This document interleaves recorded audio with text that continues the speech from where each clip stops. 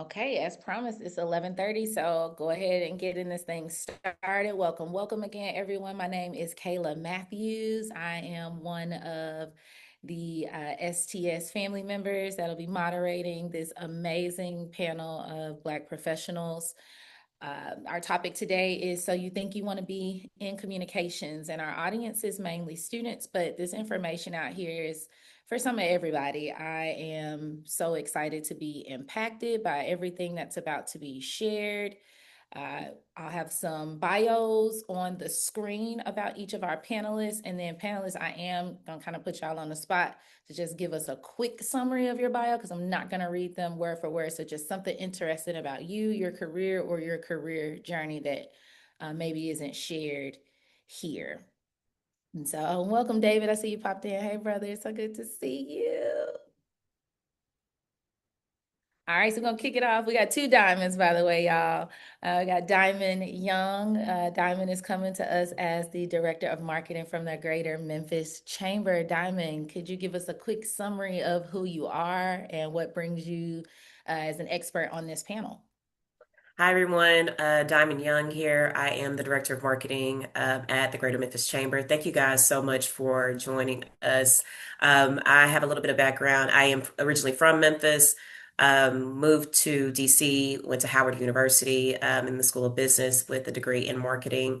Lived in DC for a while after graduation, worked in sales, started my career off at Enterprise Rent-A-Car. People don't know, but that is a sales job. You are selling insurance for the vehicle.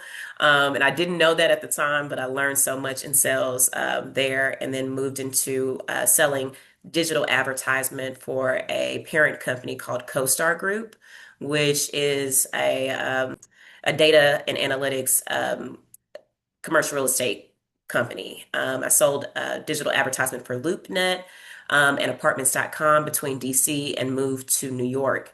Worked there in New York for some time for Apartments.com. But while I was in my career, I also have a background in um, live production. So I was a production assistant and I did a lot of production coordinating for live events. Some of the coolest events. I actually have credits, and my name is in the credits for a music video for Eminem that was featured on Jimmy Kimmel, which you can find on YouTube to this day, which was the coolest thing ever. But worked a lot of cool events like that and moved back to Memphis 5 years ago. Worked with Kayla actually at a company called 3i Creative Communications and sold basically marketing for the company. And then transitioned from a there to a couple of different companies here locally, one including the Daily Memphian, sold advertisement for them, which was digital advertisement as well, and moved to now the Greater Memphis Chamber, now being there for about 3 years now, almost four. So that is my background. Thank you. Okay, heavy hitter out the gate. Excited to hear from you, Diamond Young. And we have up next Mr. David Lawson. David, could you give us a quick summary? Maybe some things that are not in your bio as well, something that you want us to know. Whew, that's a tough one. It's hard to follow that act. But my name's David. Obviously, born and raised in Memphis. Spent most of my life here. Spent a little bit of time over in Nashville where I really got the big start to my career. I think I've been doing this for 11 years now.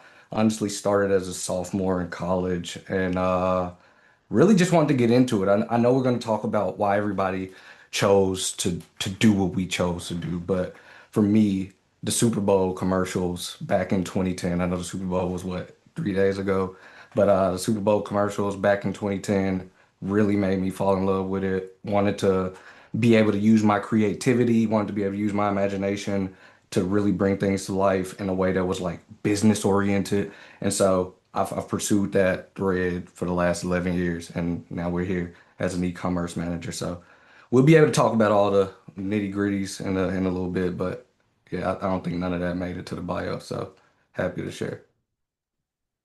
Excited to learn. Thank you for that, brother. All right, and then we have Steven Sanders. Steven, can you give us a quick summary of what's not in your bio and what you want us to know about your career? Absolutely. That looks crazy on that screen. There's so many words. But what's not on there that I'll talk about. So Stephen Sanders, obviously, native Memphian, now residing in Dallas. Been here almost 3 years. What's not on that bio, I think, especially in regards to my career, is my career has been all over the place. I started my career working for the Department of Defense in Washington, D.C. I was actually working at the Pentagon.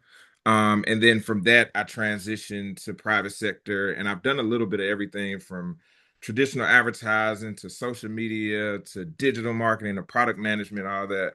I think, for my career, what I've always tried to lean into was going towards what interested me. And so if you look at my career, if you look at my resume, it I've changed jobs pretty much every 2 to 3 years.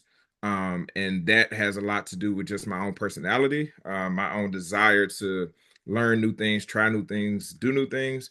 But then also around my growth. I consider myself a lifelong student. I'm constantly trying to learn new stuff and get up to speed on new stuff. But yeah, I think that's the only thing that's not on those 5,000 words that's on that page. But I look forward to this conversation this afternoon. Thank you for that, Stephen. It's not as long as it's the fun. That's what it is. It's the fun. All right, and lastly, we have Diamond Taylor. Diamond Taylor, could you go ahead and share with us something that you want us to know about your career? Hey, hey, STS. I am Diamond Taylor, and I'm the founder, creative strategist at Friends and Company. It's a marketing agency that's been around since 2019 now. So it's been a long time. But way back before that, I'm a native Memphian. I actually graduated from Christian Brothers University with a degree in marketing. And then, okay, CBU, I got hired at FedEx in inside sales and then promoted to the national market, 2 times President's Club winning sales. And probably towards the end of the career, I wanted to, instead of getting more business and always running after more business from a sales approach, I wanted to use my marketing practice to get more packages on the belt. And I wanted to do that in the Nashville market. So I was like, let me come home, start the business, share everything that I've learned to the local businesses here so we can build up a greater Memphis, get people that look like us on the panel employed. So that's really how I started the business. I've been able to execute marketing campaigns that have resulted in 10% revenue growth for a company that makes over $14. I've been able to work with the Greater Chamber driving business revenue. We've sent some circle leads over there. Now, our goal is to drive business outcomes using creative solutions. So I'm excited to talk to you guys about marketing and communications.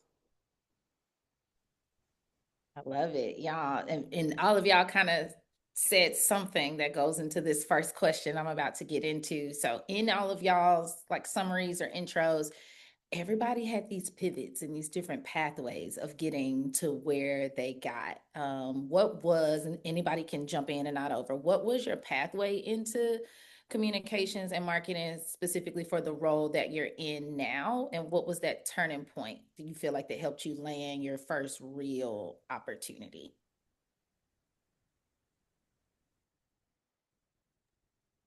I can start. Okay. Um, so I'll say my start, well, out into the career that I'm in now, marketing is really hard in general. It is forever changing just due to different mediums coming into place. Like even as us millennials on this call as panelists, I mean, we've seen a major shift dramatically in how marketing is done over our lifetime, even. So I'll say one of the biggest things that really led me into the career I have today is relationship. Literally just relationship. When I moved back to Memphis, I met as many people as I could, not only because I was looking for my next gig per se, but because I was working in sales. Sales, you are networking all the time. So I continued to build relationship. I've invested a lot of money, time doing coffee, like dinner, lunch, drinks, and I really spent time getting to know as many people as I could. Our current president and CEO, I actually met him when I first moved back to Memphis because I was soliciting him 3i Creative Communications services. And we just clicked. I told him all my dreams and passions and all like what I wanted to see for Memphis. And he really felt that passion coming from me. And we met a couple times over like a 3 year time frame per se. I think maybe a 2 year time frame. And he knew like when I have an opportunity at the chamber, I will be presenting it to you. And so the time came, and I was only about 6 or 7 months into my job at the Daily Memphian at the time. And I was like, well, Ted, I just started my job. And he was like, I don't care, it's time. And I was like, okay, I was like, all right. It took a little bit of time before it happened per se, like maybe another month or so, but like it happened. And this is a dream job for me in the sense that it directly impacts economic development, which is something that I recognize was totally needed when I lived in DC. Um, like Stephen can probably speak to this as well. Like I realized how we didn't have proper public transportation simply, and how I wasn't going to be able to get to work without public transportation. And it made me think like, how are Memphians getting to work without a car? Like it was little things like that that I realized people need disposable income in Memphis, and economic development is really key. And so that's really how I kind of parlayed into the job opportunity I'm in now. So I'm gonna age myself a little bit, Diamond, because when I was in DC, we used to do this thing called slugging. I don't know if you're familiar with slugging, but slugging is organized hitchhiking. It's where there was a parking lot and you go and park your car and then you stand in a line full of strangers, and each line was for a different part of DC. So I worked at the Pentagon, so I would go get in the Crystal City line. And so you literally stand in line, get in the car with a stranger so that they could use the HOV lane and y'all can get to work quicker. So I'm aging myself a little bit. That was a long time ago, but anyway. Um, so I don't know what I think on my bio it says that I'm still at Hilton, which I'm not anymore. About a month ago, I transitioned over to McKesson. Can't see that. But I'm the senior manager of marketing technology solutions, right? And so when I think about the pivot that got me to my current position, I look back to 2016, 2017. I had been working in like digital marketing primarily. And I kind of made the decision that I wanted to shift more to technology. And that had a lot to do with, where things were going at the time, the job market, job opportunities, job growth. And so I made the pivot in 2016, 2017 to become a product manager, which enabled me to get closer to the technical side of marketing. It allowed me to get closer to folks who were engineers traditionally, or just had a background in development. And I think that transition is what kind of got me down the path to be now on the technology side of marketing, which I found is what I'm really passionate about. Pretty much all of my life, I've been into technology, whether it was cell phones, cars, computers, whatever. And so, now being on the technology side of marketing, I found kind of my niche, to go along with Diamond said around relationships, like, yes, like, being able to build and foster and grow relationships has been pivotal for me.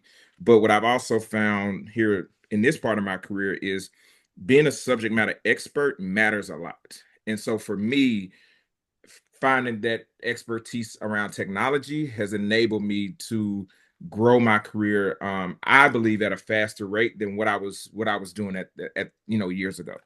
But yeah, I think that pivot from kind of traditional digital marketing over to the technology side is really what has gotten me to the position that I'm in today.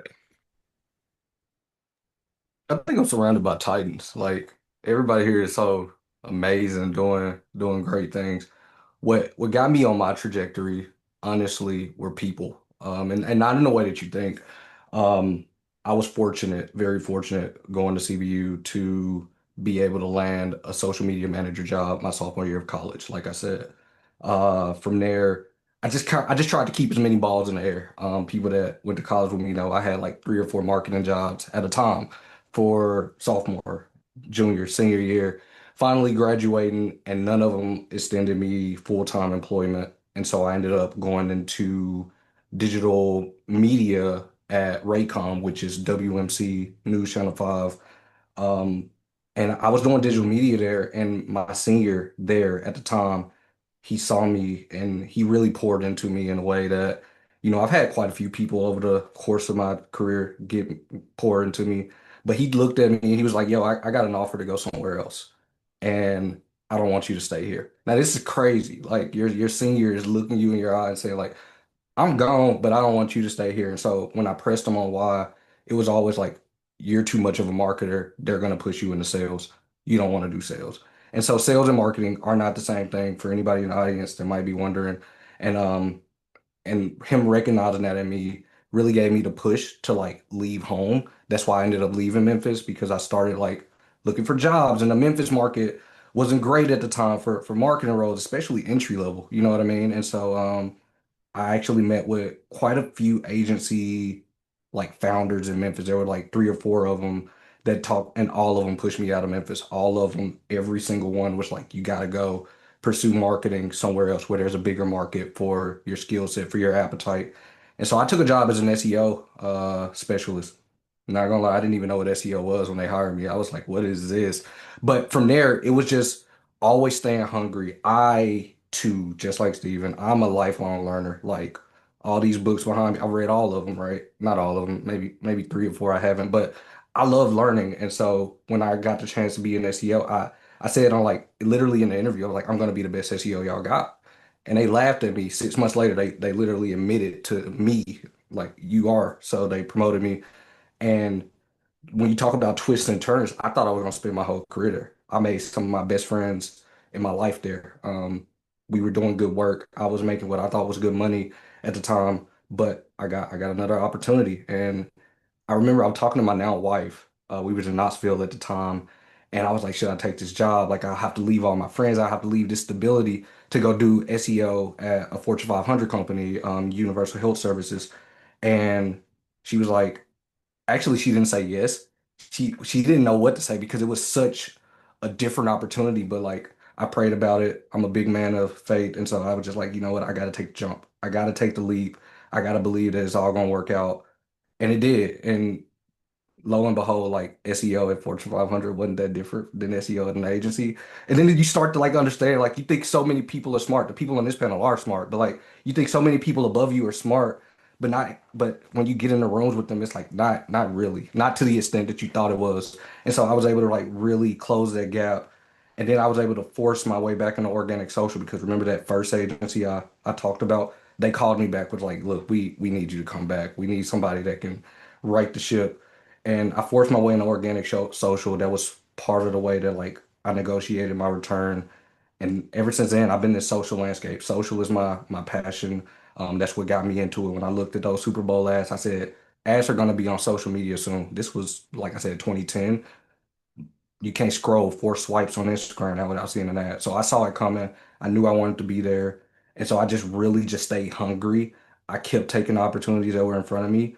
I used to switch jobs every 18 months. I've been in my now I'm in my longest tenure, 2 years at this job. I think it's time for me to pack my bags. But nah, you just gotta stay hungry, and you gotta keep learning, and you gotta just like go after what energizes you and what makes you happy and what gives you like fulfillment. Because when I close my laptop at the end of the day, I want to feel like I didn't just waste 8 hours of my life. So I'll say just a natural curiosity. Always staying curious about different things is what led me down this current path. Again, I mentioned working sales. That was my first career. But before that, in high school, I was in DECA, and there were different marketing conferences, and we would go to the state. And I was those from a customer experience lens. I always loved marketing, and then I went into sales. And so when I think about sales and marketing, I feel like it's like a track meet, like a race or race. Marketing is maybe baton, the third leg, where sales is the fourth leg. And so I to working in sales, I wanted to be on the front of creating the marketing messages that the sales uses when they're trying to get more business for an organization. But then also I'm talking to customers all the time. So that type of feedback, the voice of the customer feedback, funneling that up to say, "Hey, they're thinking about this all wrong. This is what the clients or customers and the organization actually need."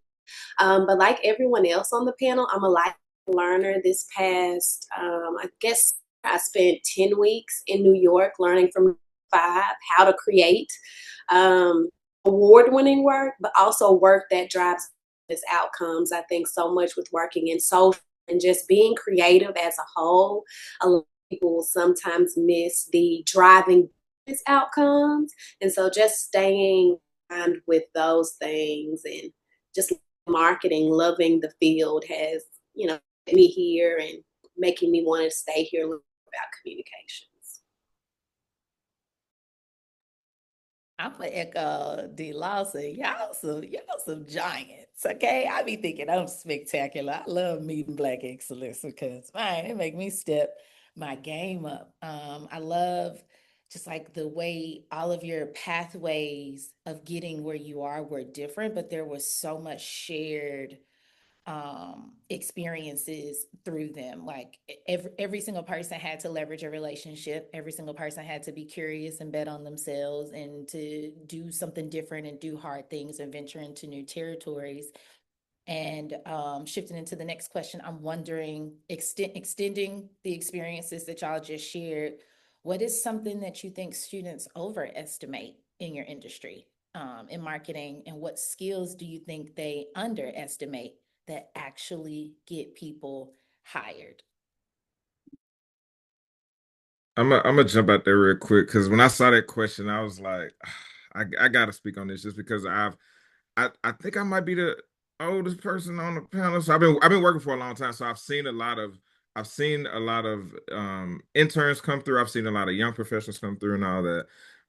One of the things that I think that sometimes is overestimated is um how what you learn in school is going to translate to the workplace. And what I mean by that is like, when I was at the University of Memphis, studying marketing, we went through the very, rigid, principles and tools around marketing, product pricing, production, all that. And that's it's I think that's a good foundation to have. But when it comes to actually being in the workplace, over my 15 plus year career, I can't tell you one time we've talked about the four P's. I can't tell you that. Not to say that having that foundation hasn't helped, but I think overestimating how much it means to like have a quote unquote background in marketing to be in marketing is one of the biggest things I see. Like a lot of my managers, a lot of my people I've reported to, most of them have not had degrees or backgrounds in marketing. Most of the like they I've had managers who've had backgrounds in accounting, HR, technology, um, economics. And so I think, overestimating how much it means to like have a like the clinical understanding of marketing is something that I've seen in my career with folks coming in. And I think the thing that's underestimated the most is, and I think this it's been spoken to a couple of times, but like knowing how to deal with people. You don't understand how much it means to be a good fit until you are in a position where you're working with people who aren't a good fit. And that not being able to be a good fit, like culturally, and being able to communicate with your peers and your superiors and to be able to hold a conversation and not be looking at your phone constantly, like all those interpersonal things are so underestimated because it's not taught in the classroom oftentimes, and it's not something that, unless you talk to somebody who's in it, you oftentimes don't know about it. I think being able to be relatable, being able to be a person of ethics and morals and principles, that to me is wildly underestimated. And then also I have to say this here, um it's underestimated how much being the person who's willing to do what other people won't do will get you ahead. When I was early on in my career, one of my mentors taught me that project that everybody's running away from, or that person that everybody's like, oh no, don't work with them because they're hard to work with, blah blah blah. If you are the person that's willing to be like, no, I'll take that on, no, let me work with them, no, let me do that, you have no idea how far that will take you, because one thing you will learn is somebody's always watching. and somebody that you don't know is seeing you take on projects that nobody else wants to do and completing them. They're seeing you work with the difficult person and getting the task done. People are watching you constantly, and being able to show that you are willing to be a team player, willing to take on tough tasks, willing to stretch yourself, that will take you so far, especially in marketing, because, and I'm sure we'll talk about this, but like marketing is multifaceted. Like marketing has touches every part of the business, whether it's financial, accounting, technology. Marketing is so multifaceted. And so being able to be a person that is willing to take on tasks and stretch yourself will go a long way for you growing your career in marketing. This one hurts, but I'm a piggyback right there. First off, I was so disappointed that nobody uses the 4 Ps in marketing. I honestly think more people should. And as you get into your career, you will understand why they should. But and one of my pet peeves, and then I'll tell you what's underestimated about marketing is that most marketers don't know marketing. And so a lot of it's starting to look a lot cookie cutter. The creativity, I know we're going to talk about creativity in a minute, is being sanded down. Everybody's just chasing the hottest trend instead of really sitting back and really thinking about what really moves the needle from a marketing perspective. But we'll talk about that in a bit too, because we want to talk about why creativity is overrated or underrated. But for this one, what is underrated in getting a job in market? I think what is really underrated is when you think just because I do the work, that's all I got to do. Thinking that I just got to be the best in my job, that's all I got to do, right? I think that's overrated. But when you talk about what's underrated, it's self-promotion, knowing how to play the office politics, knowing how to present yourself to those people that are watching. Like Steven said, somebody might be watching, but they're content to just keep watching in a lot of cases. They don't have to promote you. They don't have to recognize you. It's very nice if they do. You want them to, but they don't have to. And so if you don't learn that self-promotion early, you're going to find yourself overqualified in a lot of the positions that you're going to be in your career. I've had to learn that the hard way, but it's cool. It's cool because I switch jobs every 18 months, so it don't matter no way, right? And so I think just really, really understanding that just because you do the work, and absolutely the table stakes are do the work, but just because you do the work, it doesn't mean that they're going to promote you. It doesn't mean that they're going to recognize you. It doesn't mean they're going to show favor to you. Just like Steven said, like even if you go and do that thing that nobody else is doing, it don't mean nothing to them if you don't self-promote it, if you don't push their face in it and say, look, I did that. Because I've seen it happen. It's happened to me. People will see that you did something nobody else was willing to do and put their name on it. And then all of a sudden they getting recognized and you won't. And so I know this is marketing, but like thinking through your career, just understanding that you do have to play the game a little bit once you get here is going to take you a long way. I think what's, in my opinion, what over, I guess, estimated in marketing is the fact that a lot of think if they build it, people will just come. Because I have this cool idea, because I have this thought and it looks sexy and cool, people are going to automatically flock to it and truly understate how much time and budget is required to even build awareness for people to even know you exist. But then to take them through like the entire marketing funnel, because just because they're aware doesn't mean you're going to be up for consideration for that. And then that doesn't mean that they're and they're going to refer. So I think a lot of people have that. I built it. It's nice. I'm the girl. People are going to come. But no, that's not how it works. I think what's underestimated, even in that same vein, is the research that happens before you even get to market strategy, marketing creative, marketing communications, marketing copy. Like you have to know exactly who you're talking to. So when, Diamond, Steve, or David, we see an ad, we feel this is communicating directly to our needs. That takes so much research on one end to even get the creative right.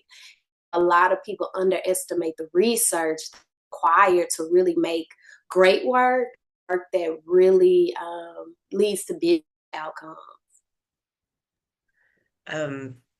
Sorry, y'all. I had major technical difficulties. streets over here. But I'm happy I was able to join back. But I think one thing, and I think this is overall across the board for any job that you are looking and seeking for. I literally have been going through this with my brother today that you have to follow up. Like, I don't think people understand how, and then as far as us even being Black people, trying to find a job in general, you have to have a tenacity about yourself. It stands out when you actually follow up on whatever it is that you applied for. I literally had my little brother calling a job that he applied for. He's like, "Oh, I just applied, Friday." I'm like, "Have you called them?" No, I'm like, "Call them right now and ask for the hiring manager." He couldn't get them on the phone. I said, "Leave a message with the person. Don't tell them what you calling about, just your name and your phone number, and they will call you back." I think that has a lot to do with my sales career, though, in general, is that you gotta consistently follow up, and consistency is actually really key, not only to getting the job but also to keeping the job. And so I want to make that clear. That's not just for this industry. It's for any job you ever are looking for. You have to call and follow up on everything. Make them tell you no verbally. Thank you. Thank you. Adding to all of the excellent answers, I didn't tell y'all a little bit about my background. I'm an educator. I have an accounting degree, but started straight out the gate as a teacher. I taught 5th through 12th grade math and computer science. And one of the character strengths that I remember always trying to relay to my students, especially as a Memphian, was how important it was to be gritty. How important it was to truly, truly believe that like effort would improve your future, even if you didn't get the right outcome, like that endurance, that perseverance. And that's in us as a Memphis people, but the trauma response and the feelings registering your body of not feeling successful. Everybody not built to deal with that alone. Everybody can't, take the take the no and turn the no into a soft, see the no as a soft yes, like Diamond and I can. And so I think that that's one of the skills that's underestimated, is that like grit, y'all. You really have to not take a no personal, not take a L personal, not take a failure personal, and instead take it as something happening to you, instead of something happening, sorry, for you, instead of something happening to you, so that you can use it as a catapult. And then switching gears on what I think is overestimated. I think one of the things that's overestimated is that you like actually gotta be an expert in the thing that you're attempting or trying.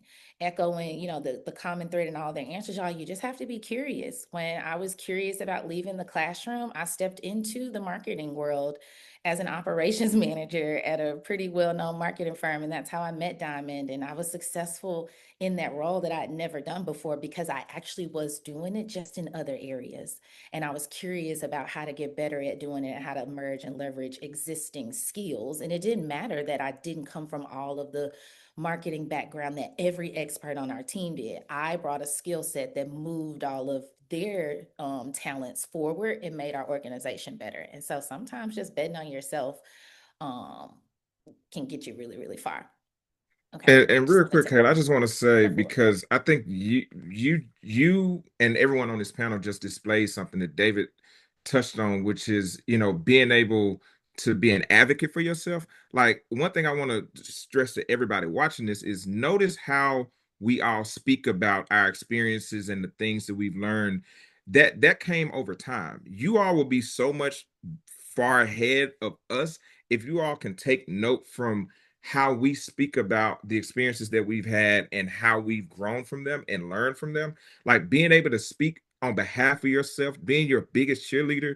I can't remember, somebody was talking about, like I think it was David talking about, somebody seeing what you're doing, and maybe they won't promote you, and maybe they won't. Listen, you got to be the engineer of your career. Like, nobody owes you anything. Nobody, especially if you Black, don't nobody owe you nothing. You have to be the engineer. If this person say no, cool.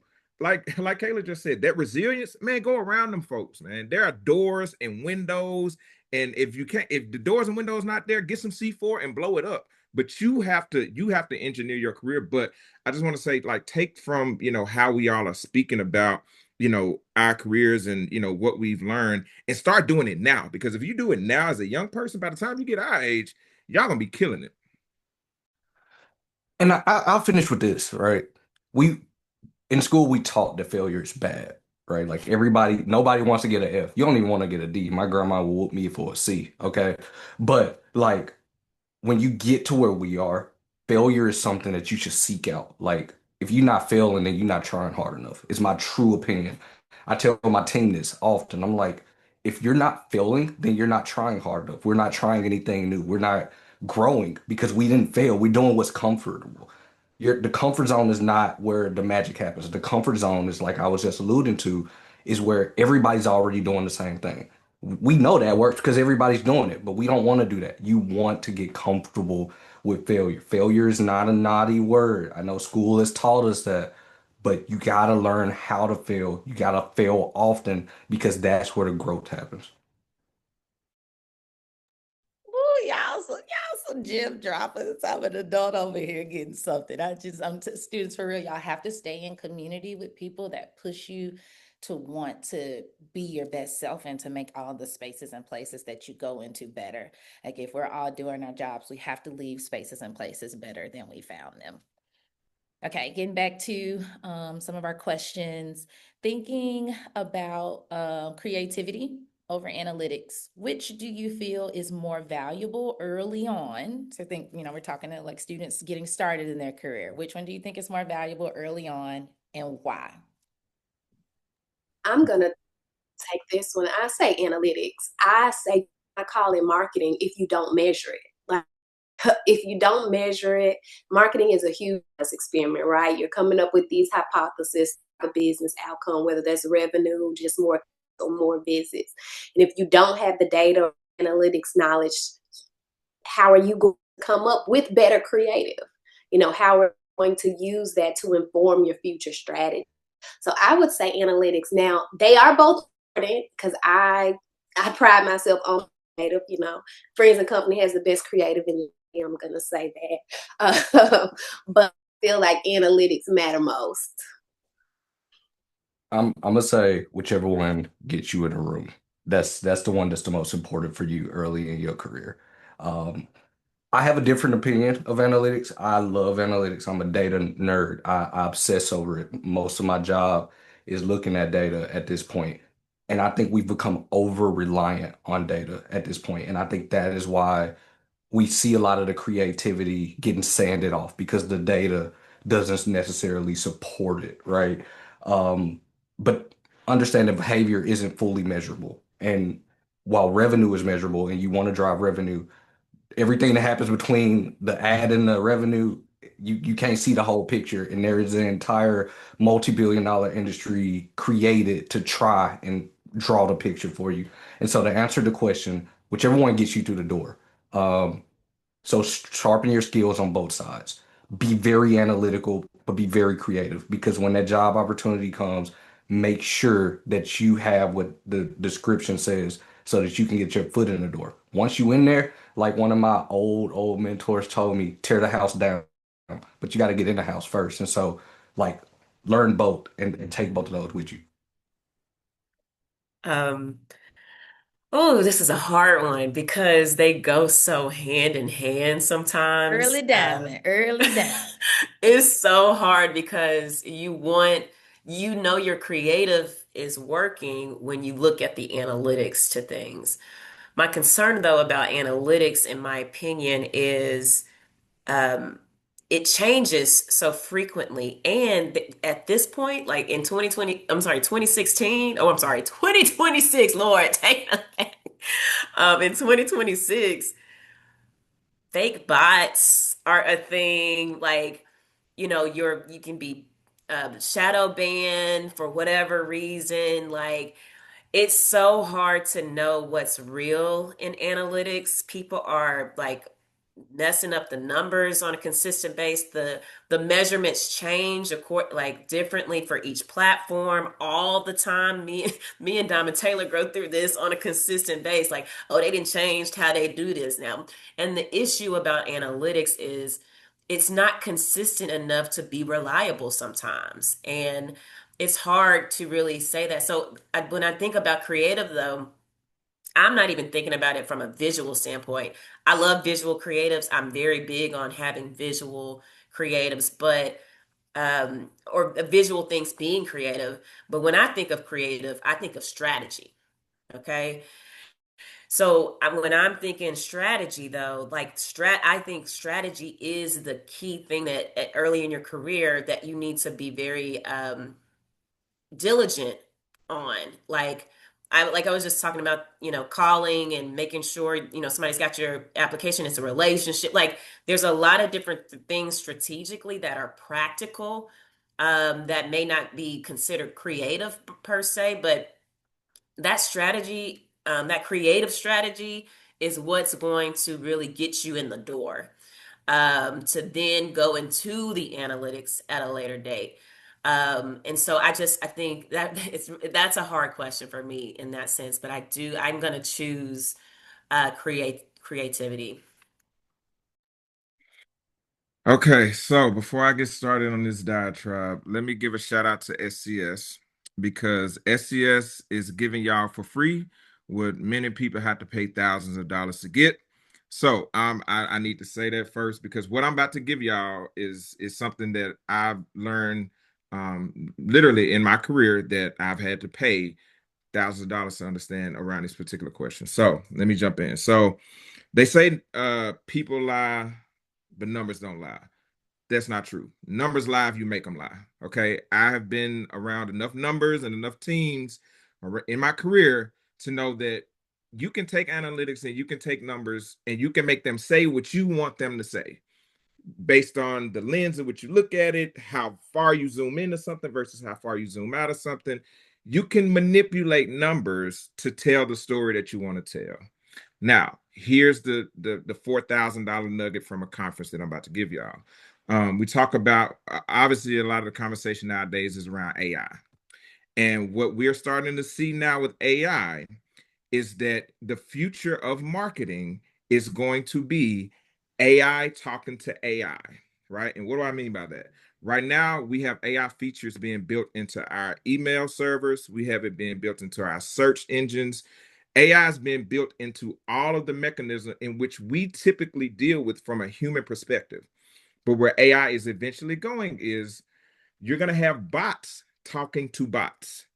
And so where the creative is going to come in, and this is where we in the marketing technology space where we are going to start trying to find talent. So this is for folks who are going to be looking for jobs. Where we're going to be looking for talent is those who have a creative mindset that can help us understand how do we get our AI to get past the company X's AI. So we're talking the Gmails, the Yahoos, all the search engines, everything that you deal with online.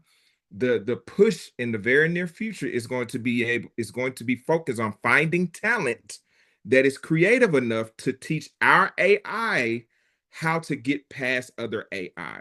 So for that reason, I'm going to say early on in your career, two things. Number one, know yourself. What are you? Are you a creative person?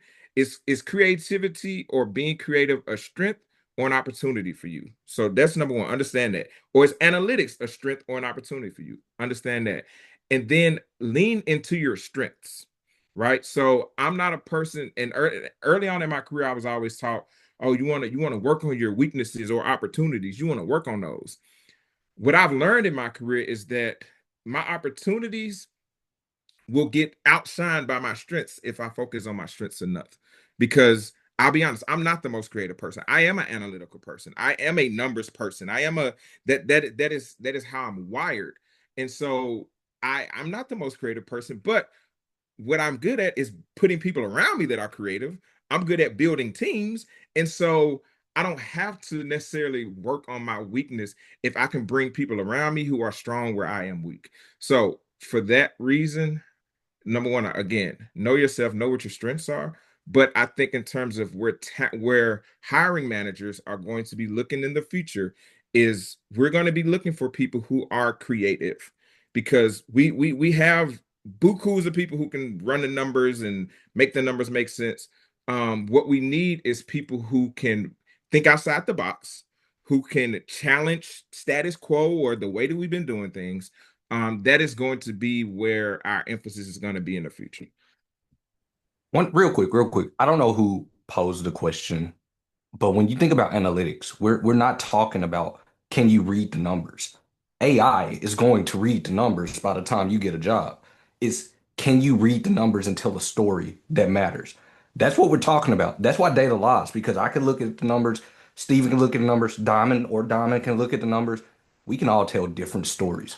So when you think about analytics, is can I look at these analytics and tell the story? That is what you should be thinking about. And that's where my teacher brain comes back in to remind the students. And all of that is like comprehension, storytelling, analyzing things that you are doing daily across the different disciplines, across the different courses. And that's like in the classroom, in the book, on those tests, in those parameters and guidelines and against those rubrics, of where you're getting to practice those skills before it could cost you $1 million, before, it could tank a cell, before it could burn a bridge. And so practice really, really, really well in your studies and your disciplines. Take some risk, and get the feedback early on. I'm in midwifery school right now. One of the things that I'm loving is putting my all into a practice guideline and giving it to a professor to look over it, because I know by the time I'm ready to put it out in the real world, it has already been looked over. It is, ready for publishing. So definitely use your practice to pivot you for when you're ready to play. Steven, you touched on something that is in one of the next questions, and then just time check, y'all. We'll wrap up in about 20-ish minutes or so. I think I can get 2 or 3 more questions in. Thinking about the trajectory of our world, where we're going, where AI really is, driving the bus more than we knew, because it's been there and we've been training these recaptchas forever. But how can students stay competitive in this now AI-driven world and soon to be industry? I'll just say, just use it. You just use it for like whatever. Diamond Taylor probably has her some thoughts on this too. Because a lot of people are using it for personal situations.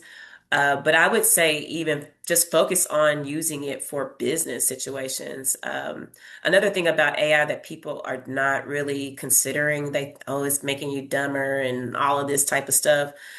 If you when you put whatever in and it spits whatever out, you still got to read it and make sure that it's right, and that it's leaning into what you're wanting it to do.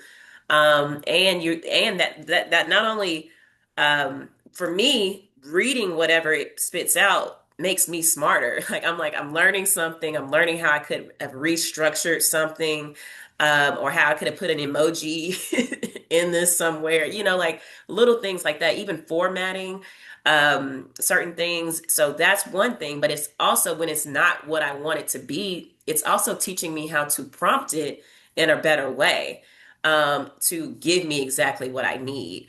And so I would just say simply using it in general is something that could really get you started on the pathway. Because I'm sorry, y'all, I know there's a lot of environmental things to it that people disagree with, but it's not going nowhere no time soon. Like there's no way. The only thing that's going to happen is it's going to get regulated a little bit more likely than not, but it's going to be here. So you need to jump on the bandwagon and get with the program, because otherwise you're going to be left behind. And we don't have the opportunity to be left behind. Think about AI like this. Is it supplemental or is it a replacement? Are you using it to supplement your life? Are you using it as a tool or are you using it to replace you? Right? Because AI is coming for jobs, but not in the way that you think about it. The chat bot and chat GPT, that's not what the threat is. That's not the big power of AI. That's one power of AI. AI is now agentic, and what that means is it can do stuff. It can do processes. It can make your life faster in meaningful ways because now you could tell this agent, like, bro, I do not feel like, looking at all these numbers. Can you look at all these numbers for me and output a creative brief that'll generate, a certain type of ad for me? So are you using it as a tool or are you using it as a replacement for a person? Because if you're using it for a replacement as a person, that's a dependence, and that's where you're gonna fall behind. Just like Diamond said, man, you just gotta use it. You have to use it, and you have to get really, really good at scrutinizing what it's outputting because AI hallucinates, it lies, for just to use a shorter word, it lies all the time. I hope my wife sees this because she loves using ChatGPT. And I'd like roll my eyes like that thing could be lying to you. Like you ain't even fact checking it. But you got to get really good at fact checking AI. You got to get really, really good at figuring out how do I use this as a tool that helps me do what I want to do better, faster, quicker, more productively, and not how can I use this thing to just replace me doing the work myself, like doing a Google search and researching myself and not having to use my brain. Yeah, I'll just piggyback off of what Diamond and Davis said. So as I just mentioned, well, as I mentioned earlier, I work for McKesson. McKesson is a top 10 Fortune company, right? Um, the expectation within my organization, and this is from my senior VP on down, is that they the first draft of something should never be one of us putting it together. Their expectation is that we are using AI as a first draft to help speed up the process. So to David's point, it's not replacing what we do, it is supplementing the time and effort that it takes to get the first draft done. So if my senior director comes to me and is like, hey, I need a presentation over this migration. Okay, cool. I only need 3 slides. Instead of me taking 2.5, 3 hours to build 3 slides, the first draft that I should put together is using Copilot, is using whatever AI agent that I have to help supplement the amount of time it would take for me to get that first draft done. But to David's point, AI is not perfect. It's not meant to be perfect. You got to fact check you can put in all the correct details to some of these prompts, and it still will spit out some stuff that's just wrong. So you have to fact check it. In terms of our young people getting prepared for it, I would say two things. Number one, what everybody else has said, use it. Use it as much as possible. Get comfortable working in it because, as Diamond said, it's not going nowhere. Number two, go do some trainings and educate yourself. If you're not on LinkedIn, get on LinkedIn. LinkedIn has a lot of free learning opportunities. There are learning opportunities all over the internet. Go and educate yourself on AI and what it means. Specifically, what I would ask you all to focus on is find an area of AI that you want to focus on and become a subject matter expert in it. Why do I say that? AI is comprised of a lot of things: large language models, agents, it has a bunch of different facets in it. If you can find one that you are particularly interested in or that you think you would do well in understanding, understand that element of it and become an expert in it, because eventually you working in marketing and communications, again, depending on what kind of company you want to work for. If you want to work for a Fortune 500 or if you want to work for a startup, the expectations may be a little bit different. But I can tell you, working if you want to work for one of the big dogs, the expectation is going to be that you are not only familiar with AI, that you're comfortable with it, that you understand it, and that you are willing to use it. Because the name of the game in marketing today, and I'm sure David has seen this, is speed. It's about how quickly can we get something done. That's why some of the creativity is being scratched down, because everybody's focused on how quickly can we get it done. And AI is one of the drivers of that speed. So again, if you want to be, work for one of the big dogs and you want to be in marketing and communications, get comfortable with it, use it, learn as much as you can about it. And again, there are free learnings. I don't want to hear about, oh, I ain't got the money. It's free learning all over the place. Go and find it. I don't have much to add. I think everyone covered it. It's you. So many tools. You have your Chat GPT, your Copilot, Google Gemini. Get acquainted with all the tools and figure out can best use them. I know in our agency, we use that as a risk mitigation tool. Like, hey, these are original ideas, but help us think through maybe missing, especially if this is the goal of the client. And like everyone said, the name of the game is now. Like with AI, you remember the space and even the arms race. That's the time period that we're in. So the goal is to learn much as possible. On Claude, they're calling things vibe coding, where you can literally just prompt and it'll spit out a website, a workspace. So learning how to do those things and then teaching, like Steven said, becoming a subject matter expert, not going anywhere. It's learning, our inputs and data, and it's only going to get faster, better. And then trusting yourself, right? Because you still have to be the person that does the editing. It's our judgment, our taste, our discernment that is put something into play. So it's really to know yourself and trust yourself when you're using it as I like to say it's like a cyborg, how people have a bionic arm. It's just another thought partner to help sharpen your work. And if we're already in our roles, it can only just make it that much better or give you other perspectives about. I love that. Extending what Diamond said, I remember when we were founding the computer science program at KIPP High School, it was so hard to get my seniors to buy into why they even needed to take a computer science class. They weren't interested in going into these industries, so on and so forth. And I remember just giving them random things to put in Google to search, like search this. And I would put them in different areas, search this, search this. What are you coming up with? And it was normally something unrelated to them, something, that didn't draw them in. And I said, it's because Black and brown people aren't in this industry. It's because Black and brown people aren't controlling what it's spitting out. And so, echoing all of your points, like it's not going away. We definitely need to use it.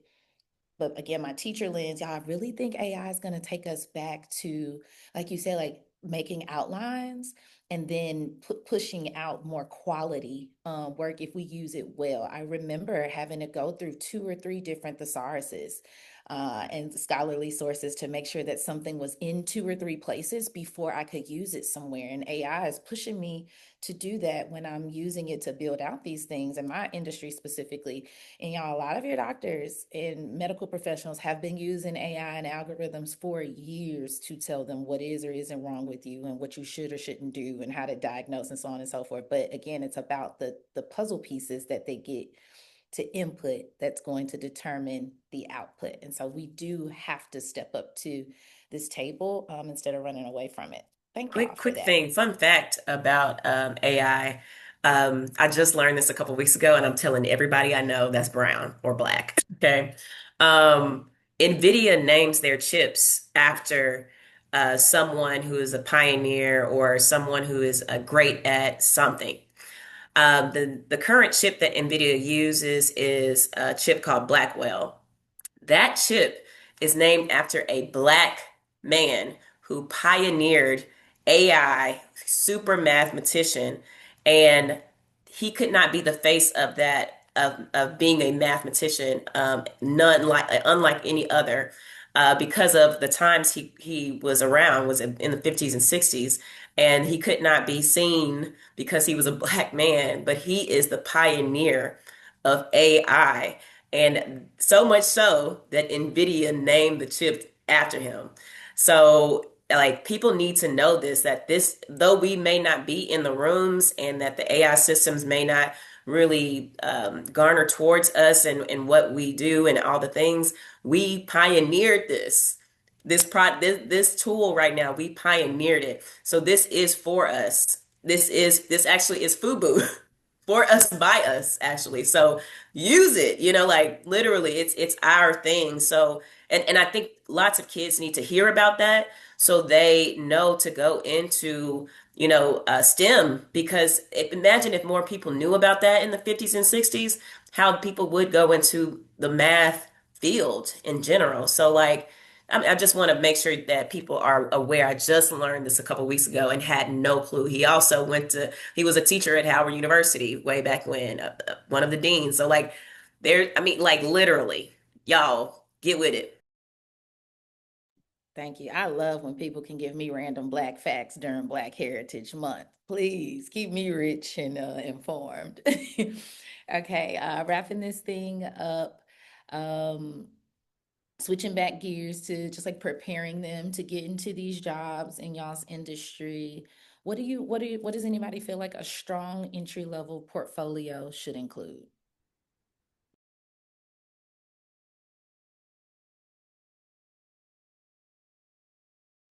This one is so tough. It's so tough. It's so dependent on what you're applying for, where you're applying for. Industry like entry level positions are so competitive now that seniors are applying for them.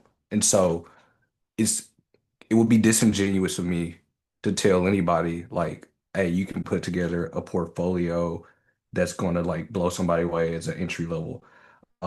It's more so about what you know, but that's not the point of the question. And so I'm going to tell you to, as much as you can, find ways to showcase that you're already doing the work. Whatever that job description is, showcase that you've already done it. Maybe you did it like they love seeing entrepreneurial ventures, even if they failed, even if you only spent $10, they love to see that you put in the effort to do it. They love to see that you've used the tools. So show them that you've used AI. Show them that you've used different social media platforms, that you've used Google, that you've used different tech. Um, and really just like emphasize that in your resume. Have somebody professionally look over your resume because you want to make sure that it can get past ATS, applicant tracking software. And so it's like getting a job is a full-time job in and of itself. And I know everybody's seen the data that recent college graduates are still struggling to get jobs. I don't say that to scare you. I say that to inform you. You really just gotta already be doing the job. And whatever that description says, that's what your portfolio should reflect, that you've already done it. Even if you just did it this one time for 1 week, that is enough. If my mentor told me if you done it once, it goes on the resume. So do it once. Yeah, I would say, and I only say this because I've in recent years, I work with the University of Memphis. I sit on the board for the Fogelman College's complete professional program, and one thing that I've seen over the years is a decrease in the number of students who have internship experience, and I cannot sell internships anymore. I am the product of having had internships and, to David's point, being able to show that I have experience doing the thing, even if the internship was just over the summer, even if the internship was only for a month or 2 months. Having a portfolio that shows that you have been intentional about trying to gain the experience, especially for an entry level position, is important. The new thing that I'm seeing now that I'm on kind of the leadership side of marketing is, you know, being able to show that you have been intentional about attending conferences and finding new ways to educate and train yourself goes a long way for entry level positions, because a lot of new professionals or younger professionals, they have not made that type of investment. And what you'll find is, and I know, a lot of these conferences and trainings, they do come at a cost. However, oftentimes there is a student discount. There's typically a way for you to get in at a lower cost. Or here's the cheat code. If there's an organization that puts on a conference or some kind of training that you're really interested in, volunteer. Every organization is always looking for volunteers. I don't care if it's National Black MBA. I don't care if it's Afrotech. I don't care who it is. If you can work for free and get your body in the door, get your body in the room, and be able to David's point, put that on your resume. You attended Afrotech, you attended Salesforce, Dreamforce in San Francisco, you attended this, you attended that. Having that on your background, on your portfolio as a young professional, will get you will because number one, it opens up the door for conversations, because a lot of people that you'll be interviewing with, hiring managers, we go to these conferences, we attend these events, and so when we look on there and we can see, oh, you were a volunteer at Dreamforce, you were a volunteer at this conference, like that opens up the door. Say, okay, so tell me about your experience with that. And you weren't even getting paid to do it, but now I'm going to pay you $65,000, $75,000 to do something that you volunteered for a year ago, 2 years ago. It don't matter. But I would say those two things: internship paid and unpaid. Listen, I know I get it. We all need money, but there is money associated with opportunity as well, because what that opportunity is going to open up is more money in the future. So internships, both paid and unpaid, and then trainings and conferences, as a young professional, that will help you get in the door. I'm just gonna say, just get a job. Just get a job. It don't matter what what job it is. You got to remember, marketing, communication, sales, that transfers to any company. That's going to be mostly on those things are at any company. So just get a job in general. You could be working at McDonald's. Here's the stitch to working at McDonald's. You have to tell what the promos are. So if you're telling the promo to every single customer, and you can actually count your conversion of you telling everybody about that promotion, that's something you could actually put on your resume. I actually was the highest sales promotion employee at McDonald's. That says something. But I feel like I find a lot of resumes, or I've recently started to try to hire people, and they don't even have experience at all. Like they ain't never had a job. Like so I can't even tell that you can get to work on time, like little stuff. Like it's like the simplest things. And I really just want people to understand all you got to do is get a job. And I totally wholeheartedly, Stephen, volunteering. I totally agree with that. Like, just go volunteer in your spare time.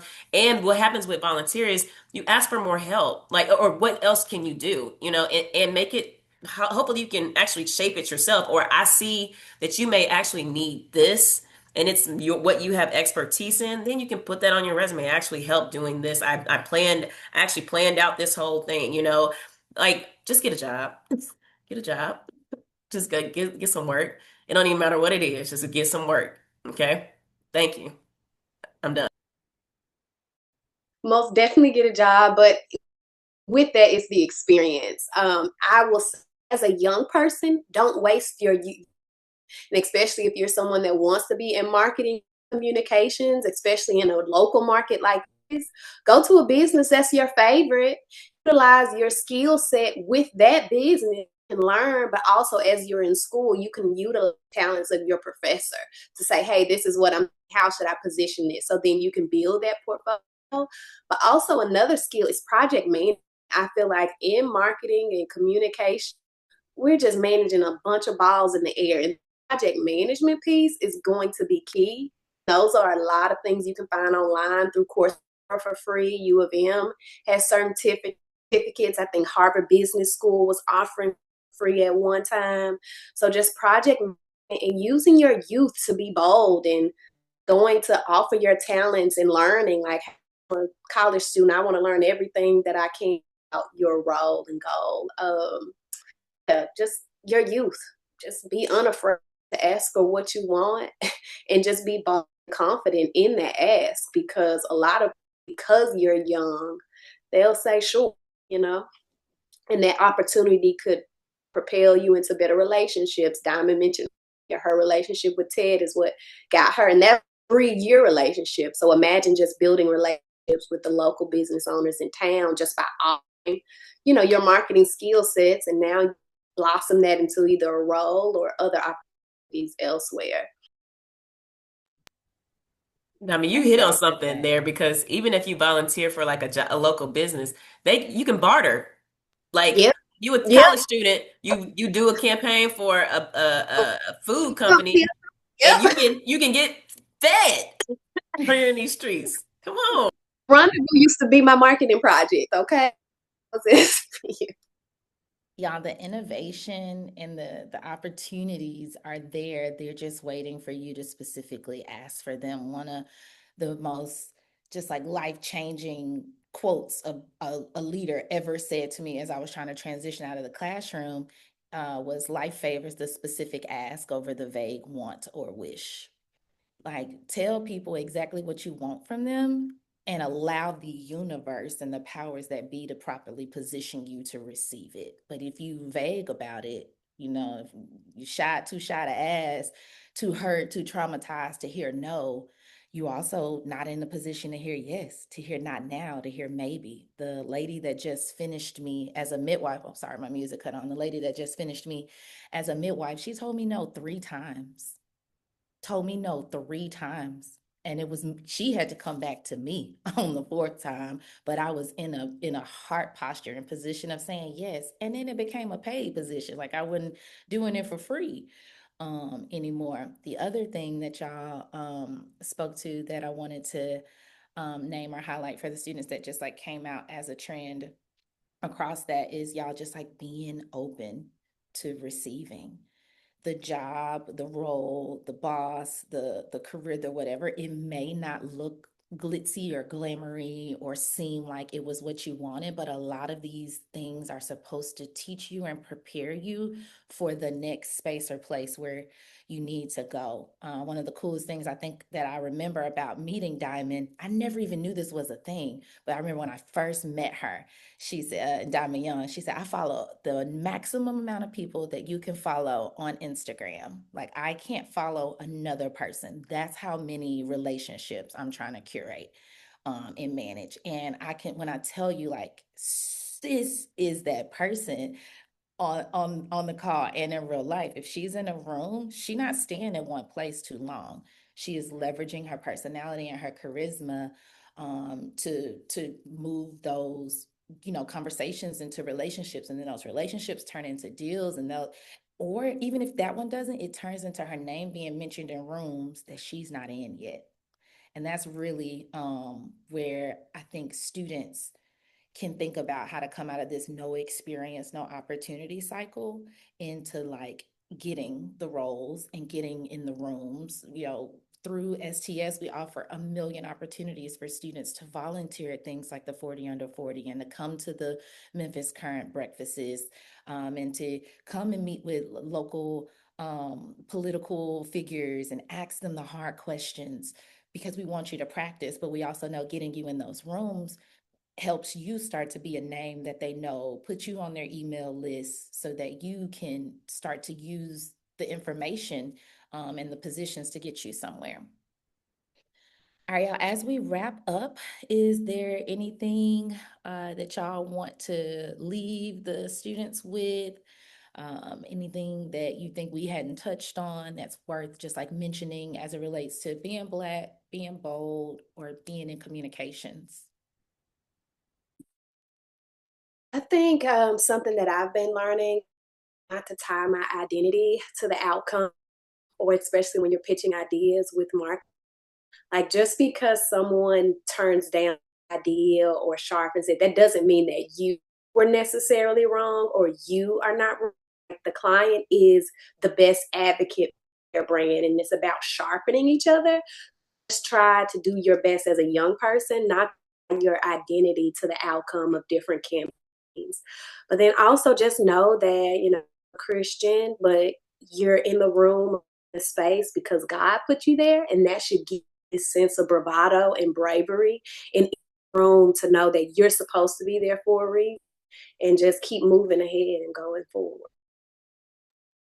Damn, I'm so glad that you mentioned that because my lasting word was just gonna be centered around rather know who you are and know whose you are. I am the product of God putting some amazing people in my life, and allowing me to take advantage of opportunities that He has put in front of me.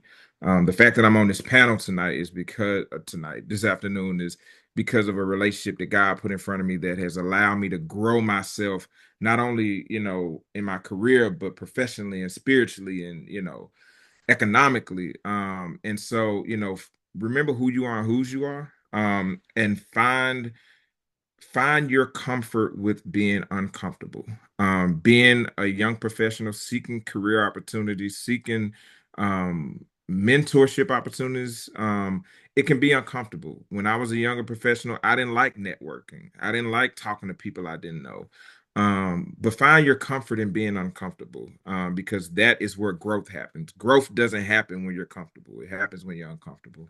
And find you a mentor, find you a coach, find you a champion, mainly that looks like you, because we can understand and we can guide you through obstacles that somebody who doesn't look like you don't even know about and had to contend with.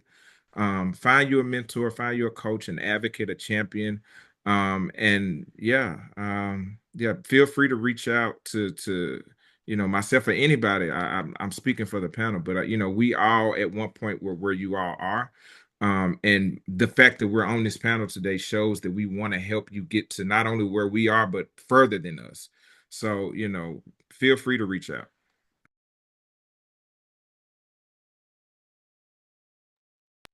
Uh, Go ahead, you can Steve. go. You can go. You can go. Okay. I feel like you're gonna say a word anyway. Um, I'm just a lasting word for real. Um, I would just say I know Stephen had mentioned mentorship, especially with people who look like you. I also want to say don't be afraid to get to know people who don't look like you. I don't think y'all understand that some of the situations, especially financially, that I've been put in is because of people who don't look like me. But I found some sort of connection, so much so that they were able to pour some sort of knowledge into me and or offer an opportunity to me. Um, people are always talking about, and especially in times that we're in now, there's a divisive spirit going on around the world. But people don't really understand how much we are just alike in so many ways. Maybe not culturally per se, but also that's an opportunity for y'all to have something to talk about because you can learn about their culture and vice versa. I don't care if they're, whatever race they are. If you see them doing something like that you kind of want to get into, even when you don't see it, because a lot of these folks don't be looking like they got money or whatever else or something going on.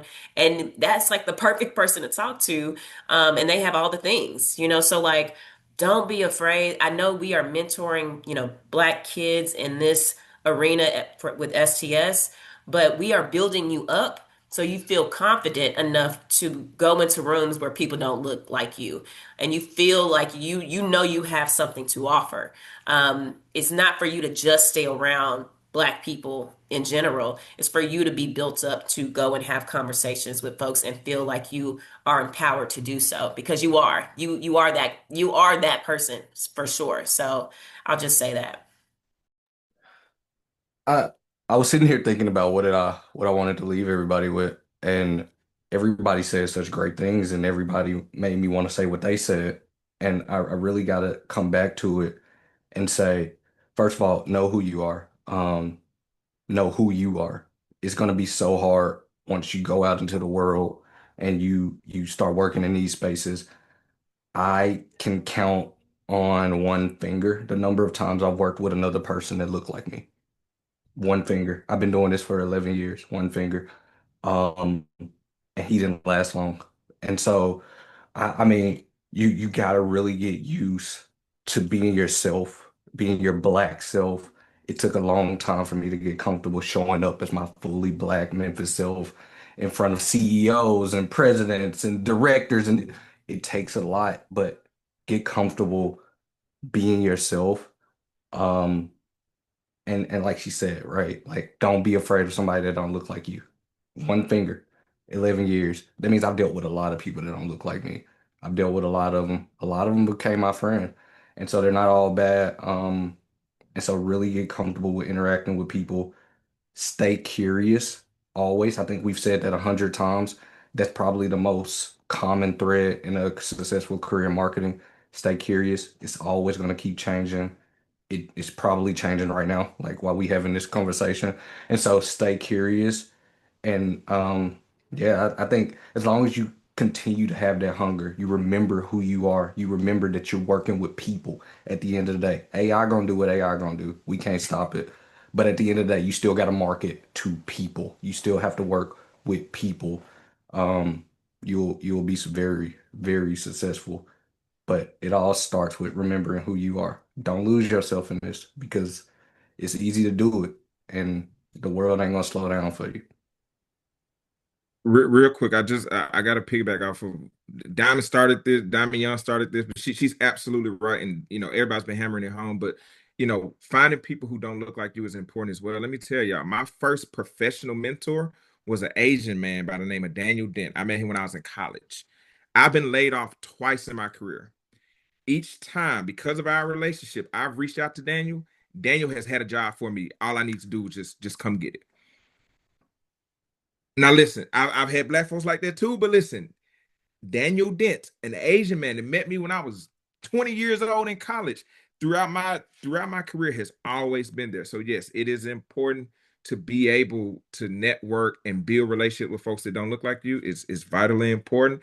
Because like you never know, those would be sometimes will be the people that will get you out of a bad situation. But yeah, I just wanted to reiterate that. What I love about just how organic this whole time we just spent together was like, yeah, y'all got the questions in advance, but y'all ain't know what each other was gonna say. And everything just really just like flowed and meshed really, really well. I'm hoping that the students watching this live and that the students replaying this and anybody honestly replaying this walks away believing in themselves a lot more, like not a little bit more, believing themselves a lot more, that you're becoming more curious about this industry. So maybe you think you want to be in communications, or maybe this confirmed for you that you don't, and it's actually something else you want to do. I hope someone on this call planted a seed for you to be bold and be courageous and bet on you and to do something different, to just get a job, man. Like, please just go get a job, y'all, because at the end of the day, all of your talent is going to be wasted if you're not applying yourself. You do have to be uncomfortable. You do need to get out there. You do need to be using it, or you're going to lose it. But then also give it back. Everybody is on this call because it was poured into us and we're giving it back. No one is being, most people are not being compensated for this right now. And so give it back. You know, so that other Black and brown people, and this is like our initiative is our initiative because we're trying to prepare Black and brown folk for the workforce, to strengthen this workforce, but for you to give it back and for you to bring somebody with you. So I'm truly grateful that my relationship with Jeremy, I met Jeremy when I was in the 6th grade, y'all. I'm so grateful that my relationship with Jeremy led into me just continuing to be a part of his initiatives and steward this forward. Thank y'all for your time. Thank your employers for allowing y'all for your time. And if you're your own employer, thank yourself for your time. Today, we'll make sure to get their contact information to all of y'all. But we are done, and continue making excellence the norm. Thanks, y'all.